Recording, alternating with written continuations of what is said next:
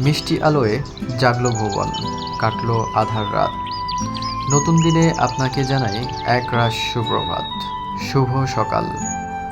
আজকের স্নিগ্ধ সকালে পূর্ব আকাশে সূর্যিমামার নতুন আলো। ঋতু পরিক্রমায় এখন চলছে বর্ষাকাল।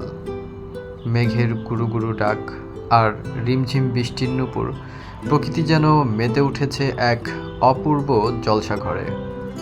মাঠঘাট সতেজ করে, গাছপালাকে ধুয়ে মুছে সবুজ থেকে আরও সবুজতর করার দারুণ ব্যস্ততায় মেতেছে এই বর্ষার রানী।